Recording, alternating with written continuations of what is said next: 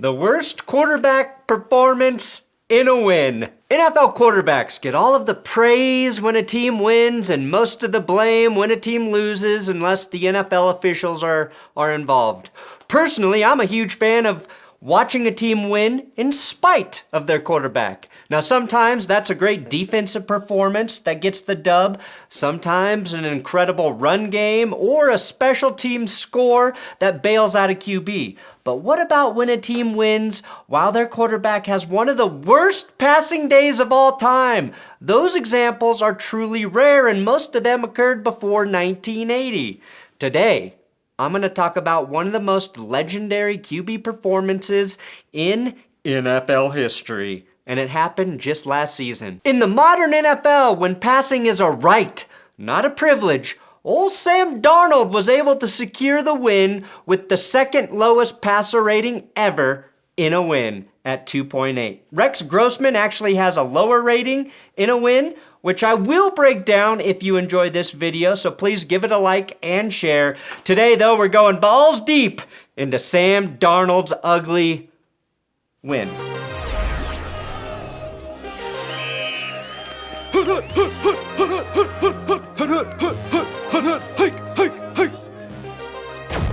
And don't forget, over at BenchwarmerBrew.com, we've got my coffee. The cheapest way to get my coffee is signing up for the subscription service. We've got the Loser's Blend, which is coffee that's been specifically designed with a flavor profile to make you feel less like a loser. I don't know how science did it, but if you're a fucking loser, try some of this coffee and maybe you'll be a little bit less of a loser. That's not guaranteed, but that's what I'm saying. And stay tuned for the end of the episode. I've got a Patreon announcement and shout outs for new patrons. All right, per StatMuse, there are 8 quarterbacks who earned a passer rating of 0 and still won an NFL game. Of those 8, none of them happened after 1990. Of the 22 lowest passer ratings ever with wins, only 2 have come after the year 1990. Hell, only 2 after the year 2000. Now this is important because rules in the NFL started to get altered in the 90s to help the passing game, and even more so in the name of quarterback safety once the 2000s hit. I feel it's important though to remember the NFL was really a different game from the 50s to the mid-90s when we're talking about quarterback numbers. Now, Sam Darnold, and hopefully Rex Grossman for the next episode, is significant because they're the only 2 players to accomplish this glorious feat in the last 35 years. No other 2 QBs had as horrible of a passing game in a win while benefiting from almost all of the new rules and powering those guys to throw. Unless you're an avid NFL fan, you might not understand what a passer rating is or how it's even calculated. ESPN has a stat called QBR. It's their very own quarterback metric, and it's supposed to be more precise than a passer rating, accounting for what a quarterback does with their legs, but it's somehow even more flawed. Never look at ESPN's QBR. Never take it seriously because it sucks and I hate it. A passer rating, while not accounting for rushing performance from a quarterback, is calculated using a player's passing attempts, completions, yards, touchdowns, and interceptions. A passer rating in the NFL is on a scale from 0 to 158.3 for some reason. Most football fans, analysts, and players accept this metric as honorable. It factors in pretty much everything that's important to place a numerical value on how well a QB threw on a given day without context. The more passes a quarterback throws in a game, the harder it is to achieve a perfect passer rating. For example, only 6 QBs have achieved a perfect passer rating with 30 or more passing attempts in a game. Ken O'Brien, Kurt Warner, Jared Goff, Dak Prescott, Aaron Rodgers, Ryan Tannehill, and Deshaun Watson. Now, I don't believe any QBs have had a perfect passer rating since 2020, and Tom Brady was the last one to do it in December of that year. Geno Smith is the only NFL quarterback to have a perfect passer rating and a passer rating of 0 in the same season. He accomplished this bipolar feat in 2014. On the day he earned a 0 in passer rating, his Jets were throttled by the Bills. To earn a passer rating of 0, Geno Smith completed 2 passes on 8 attempts and threw 3 picks before. Well, that ended Geno's day. There's the numbers. Geno always look like that, like every game. What he look like? He accomplished all of that on just 11 offensive snaps. Shit, I might have to do a video about that. Now, earning a passer rating as low as 2.8, especially in a win, is actually much harder than earning a perfect passer rating. It's hard to even put into words just how poorly a professional football thrower has to perform to get a passer rating this low and not lose the game. Your chances of winning the lottery, the exact moment that you're struck by lightning while marrying a supermodel in a spaceship, are greater than what Sam Darnold was somehow able to do. Respect. How does an NFL quarterback obtain this kind of immortality and stat hell? Well, the first step is to be playing against an all-time vanilla QB. The kind of quarterback who won't mount a clutch comeback or lead more than 1 touchdown drive, and Sam Darnold had that in Saints quarterback Andy Dalton. The other 2 things that you must have going for you are the ability to run the football, which Darnold's Panthers did, and you must have a very good defense, keeping your opponent in check. The Panthers' defense did not contribute any points, and they only had 1 field goal in their win that totaled just 10 points, and that's rather shocking.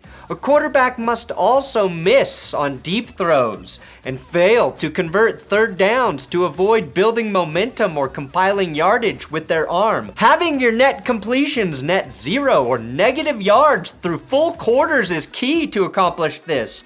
Have an entire series or 2 where you don't attempt any passes and still go 3 and out.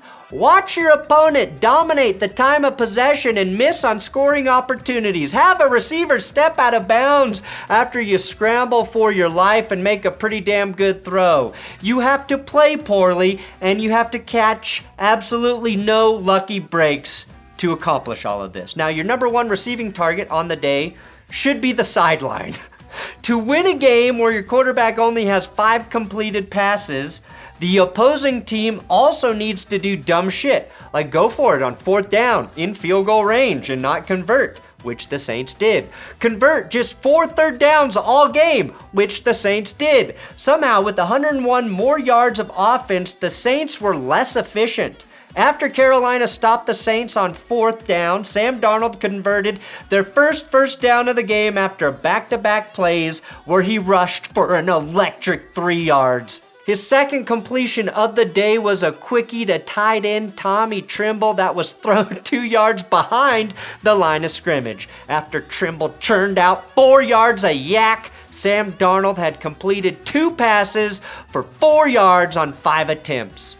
1 incompletion later, Darnold was ready to give his passer rating a bigger blow than Monica Lewinsky in the Oval Office.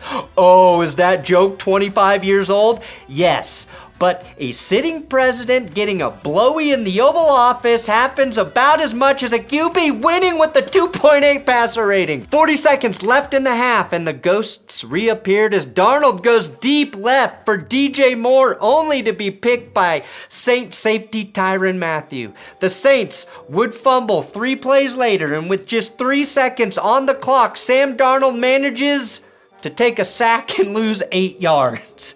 That would have been a great situation to net some chunk garbage yards for Darnold, but he took a sack, and that sack allowed the Panthers to finish the first half with -4 passing yards.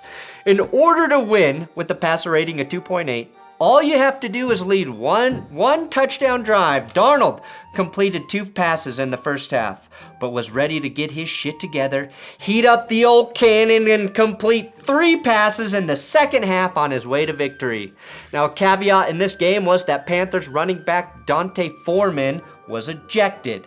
That's where the first marker whack came to the in. face. He was averaging 5.7 yards per carry before he got the boot, and I have to believe he may have ripped off a touchdown in this game in the second half, thus probably opening up the passing game for Darnold in such a way that he could have finished with a respectable stat line. For a passer rating to be embarrassingly low, you cannot under any circumstances throw a TD pass, and Sam Darnold did that perfectly. In fact, he did something more impressive than throwing a touchdown, okay? He fumbled a touchdown to his offensive lineman, Michael Jordan. That was the second time that season that Darnold fumbled on the goal line, both resulting in Panthers TDs. A rushing touchdown would not have helped Sam Darnold's passer rating, but it would have been noticed on the stat sheet. Instead, history will forever show a quarterback fumble. Darnold could have had 100 rushing yards in this game and 2 rushing touchdowns, and his passer rating could have still been a 2.8.